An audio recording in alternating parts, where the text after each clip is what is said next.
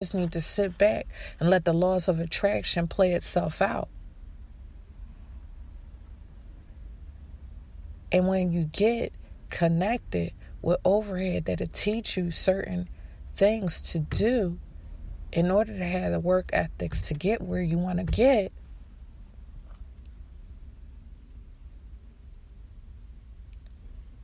you need to adhere to their guidance. And you still have to put forth work. You still have to push forth work. And you have to keep that in mind. You have to keep that in mind. Because the more you're able to put forth work, the more people will notice you. They will notice you and they will say, wow, I need this person in my team. I need this person to be a part of what I'm doing.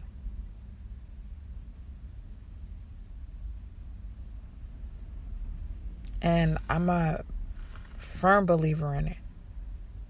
There have been offers and opportunities because people saw my work ethics and other things that I was doing,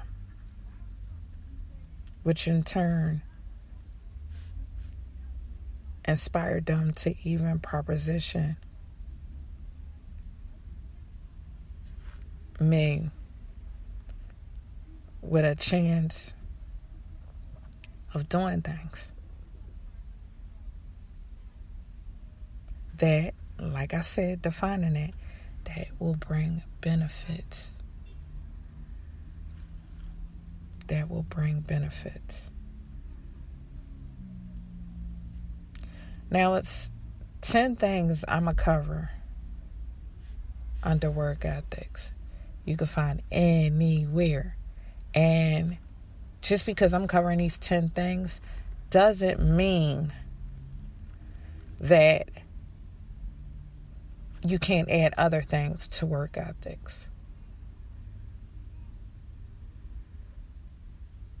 But your presence alone and the way that you operate when it comes to achieving goals and working will be so attractive that you will get what was rendered to you. But you have to start in your mind. Number 1, being on time.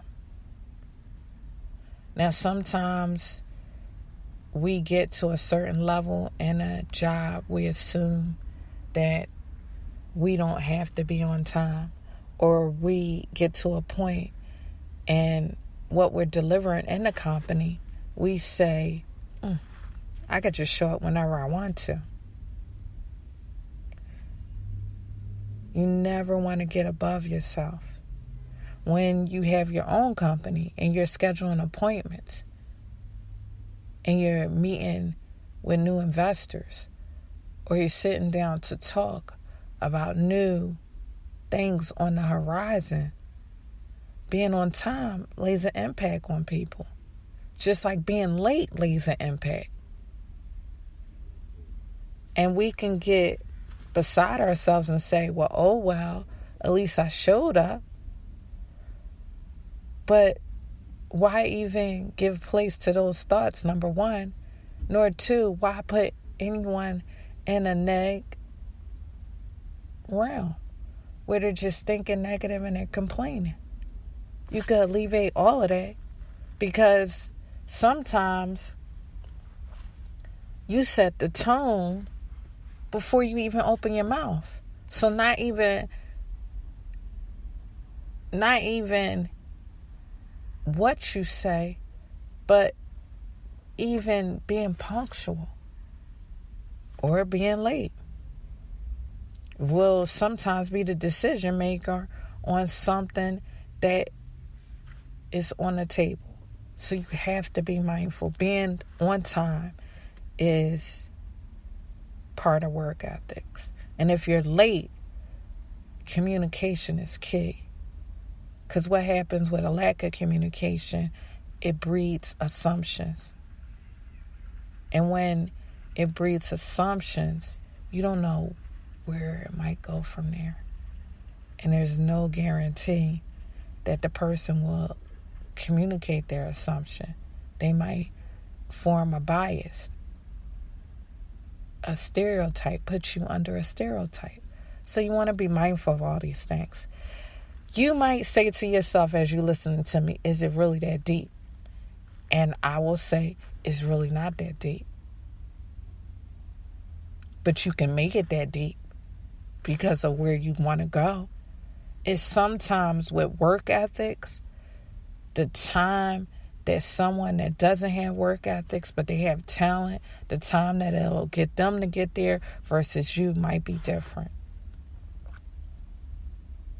Or you can have zero talent, but have the work ethics, and you'll supersede someone that's talented because of your work ethics. That has happened so many times.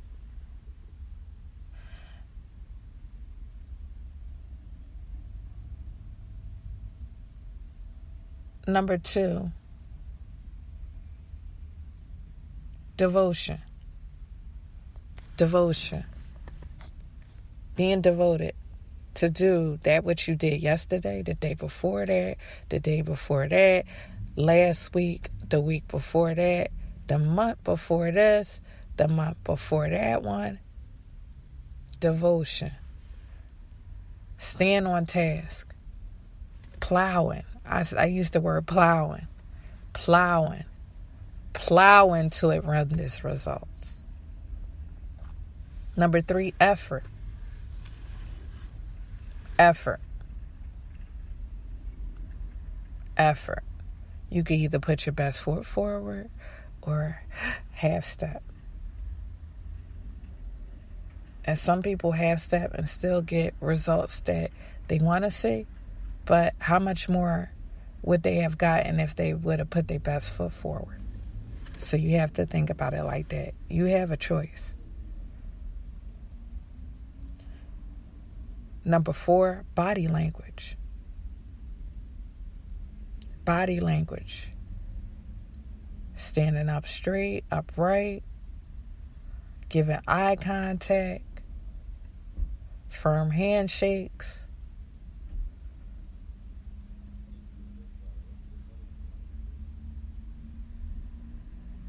Body language.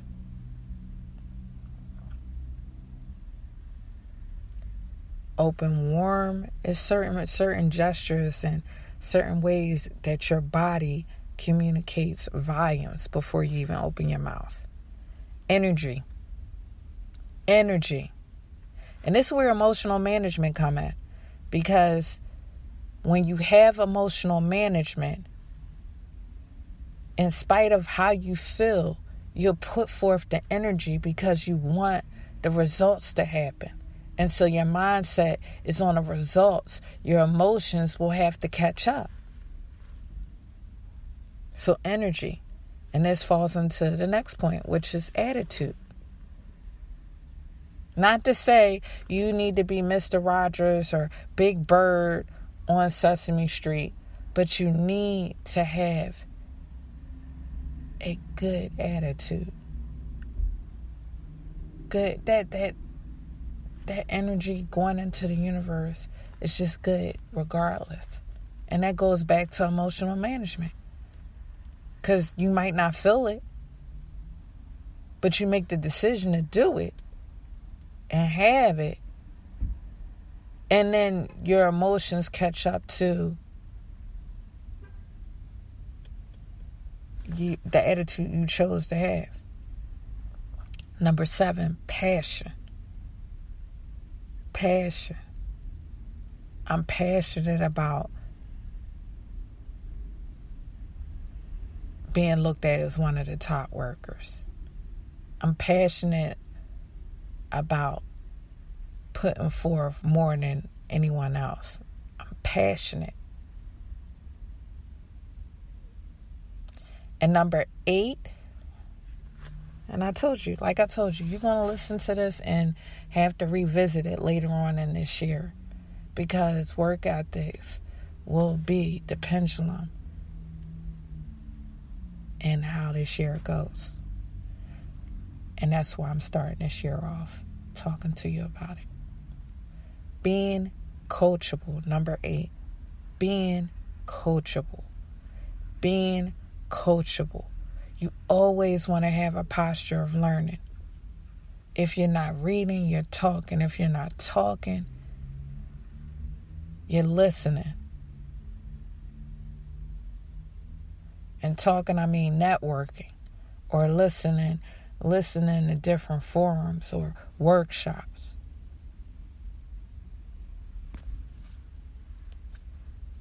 You need to be coachable, open for criticism, pulling the good even out of the bad.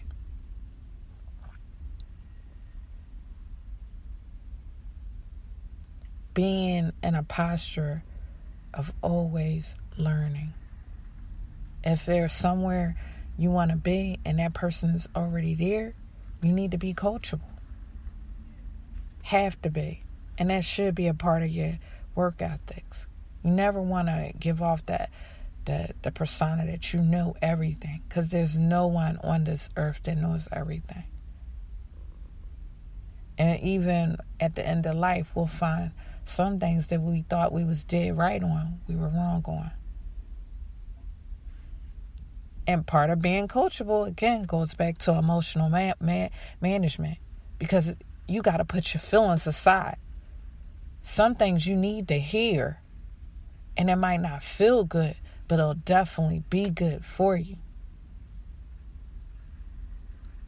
And number 9, doing extra. Showing up a little earlier, staying a little longer, tarrying through the night, doing extra.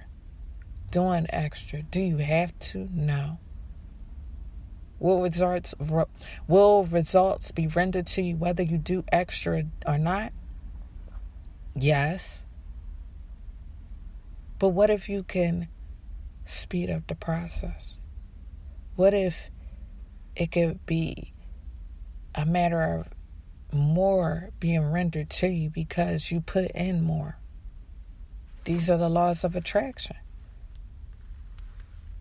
And I'm still going to point back. It sounds redundant through this, but it goes back to emotional management.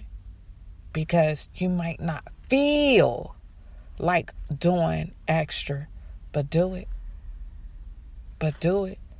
Don't be your worst enemy, be your best friend, because of what you want to happen. And number 2, be prepared. Number 10. Oh, I said 2. Number 10, be prepared. Be prepared. Pad and pen.